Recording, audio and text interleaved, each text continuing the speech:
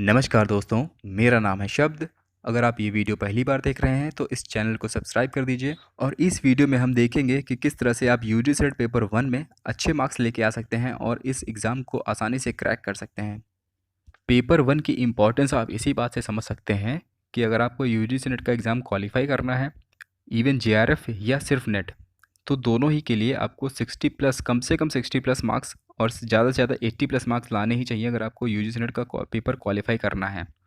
तो इस बात से आप समझ सकते हैं कि इस पेपर की क्या इंपॉर्टेंस है इस एग्ज़ाम के लिए। पेपर 1 में 10 यूनिट्स हैं और हर यूनिट से आपके 5 क्वेश्चंस पूछे जाते हैं, यानी कि 50 क्वेश्चंस होते हैं पूरे, और 50 क्वेश्चंस 100 मार्क्स के होते हैं, यानी कि हर एक क्वेश्चन 2 मार्क्स का होता है। तो यहाँ पर हम 10 यूनिट्स की चर्चा करेंगे इस वीडियो में और डिटेल में समझेंगे कि हर यूनिट के लिए आपकी कैसी अप्रोच होनी चाहिए। पहली यूनिट जो है हमारे पास वो है टीचिंग एप्टीट्यूड। मैं हर यूनिट के कुछ टॉपिक बताऊँगा जो हर बार क्वेश्चंस जिस पे हर बार क्वेश्चंस पूछे जाते हैं यूजीसी नेट के एग्ज़ाम में, और वो टॉपिक आप लिख लीजिएगा और उनको उन कॉन्सेप्ट को ज़्यादा पढ़िएगा। मैं ये नहीं कह रहा हूँ कि आपको पूरी यूनिट में सिर्फ वही टॉपिक पढ़ने हैं, लेकिन जो मैं टॉपिक बताऊँगा वहाँ पर वो आप ज़्यादा अच्छे तरीके से पढ़िएगा। तो टीचिंग के सबसे इंपॉर्टेंट टॉपिक हैं आपके levels of teaching, learners characteristics, methods of teaching और इवैल्यूएशन सिस्टम। सबसे इंपॉर्टेंट टॉपिक ये 4 टॉपिक हैं। इसके अलावा जो कुछ नए टॉपिक ऐड हुए हैं स्वयं और स्वयं प्रभा वाले, उनको भी आप थोड़ा देख लीजिएगा, अपडेट हो जाइएगा उसमें। इसके बाद हम बात करते हैं रिसर्च एप्टीट्यूड की। रिसर्च एप्टीट्यूड थोड़ी सी छोटी यूनिट है आपकी अगर हम कंपेयर करें टीचिंग एप्टीट्यूड से, और यहाँ पर थोड़े से कम टॉपिक हैं लेकिन बहुत ही इंपॉर्टेंट टॉपिक हैं यहाँ पर। Steps of research, steps of research आपको बहुत ही अच्छे तरीके से पता होने चाहिए स्टेप्स जो होते हैं। और इसके अलावा रिसर्च एथिक्स पे क्वेश्चंस बहुत बार पूछे जाते हैं। इसके अलावा अगर टाइप्स आप याद रख पाइएगा तो याद रख लीजिएगा, उसके कंसेप्चुअल क्लैरिटी आपकी होनी चाहिए, कौन सा आपका रिसर्च किस जगह पे अप्लाई होता है। तो हमने रिसर्च देख लिया है, अब हम बात करते हैं रीडिंग कॉम्प्रिहेंशन की। रीडिंग कॉम्प्रिहेंशन आपकी रीडिंग एबिलिटी को दिखाता है कि आप कितने अच्छे तरीके से रीड कर पाते हैं, और वो जो आपने रीड किया है उसमें से आप क्या कॉम्प्रिहेंड कर रहे हैं, क्या समझ पाए हैं उसमें से। इस यूनिट को आप प्रैक्टिस करके थोड़ा सा डेवलप कर सकते हैं, अच्छा बना सकते हैं। इसके बाद जो अगली यूनिट हमारे पास है वो है कम्युनिकेशन की। कम्युनिकेशन को आप बहुत ही आसानी से प्रिपेयर कर सकते हैं। थोड़ा सा आप अगर इसकी क्लैरिटी ले लेंगे, थोड़ी से टॉपिक्स की टाइप्स जो होते हैं, बैरियर्स होते हैं, और इसके अलावा सबसे इंपॉर्टेंट टॉपिक है आपका क्लासरूम कम्युनिकेशन।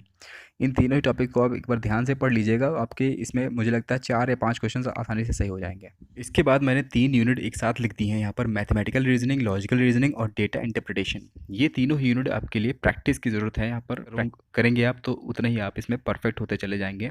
और ये यूनिट्स आपकी मुझे लगता है हर कॉम्पिटिटिव एग्जाम में पूछी जाती हैं। मैथमेटिकल रीजनिंग, लॉजिकल रीजनिंग और डीआई भी हर जगह ही मिलता है आपको, और इनकी प्रैक्टिस आपको करनी चाहिए। और मुझे लगता है बहुत लोगों की जो एक स्ट्रॉन्ग पॉइंट होता है उनका मैथ स्ट्रॉन्ग होती है, कुछ लोगों की होती है कॉन्सेप्चुअल क्लैरिटी, वो थ्योरेटिकल ज़्यादा उनको पसंद होता है।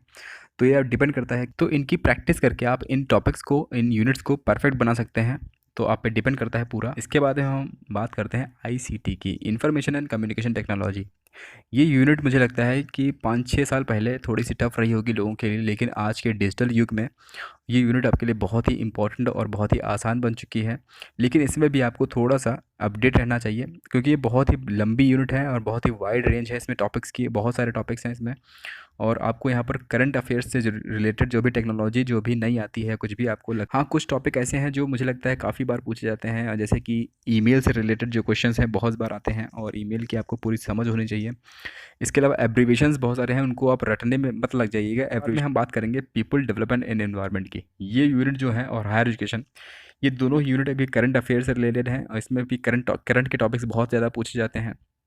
और पीपल डेवलपमेंट एनवायरनमेंट तो आप समझ रहे हैं कि ये करंट अफेयर्स का टॉपिक है। इन्वायरमेंट से रिलेटेड जितने भी टॉपिक्स, हायर एजुकेशन में भी कुछ नई नई डेवलपमेंट होती रहती है हर बार हायर एजुकेशन के सिस्टम में, और उनसे रिलेटेड टॉपिक्स भी आपको देखते रहने चाहिए।